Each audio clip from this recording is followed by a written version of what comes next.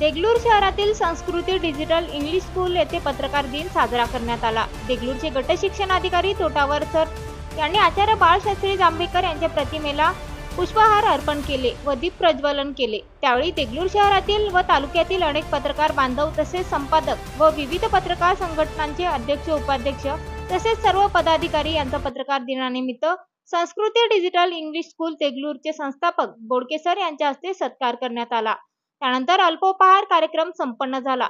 यावेळी संस्कृती digital English स्कूलचे संस्थापक बोडके सर यांनी सर्व पत्रकार बांधवांचे आभार मानले।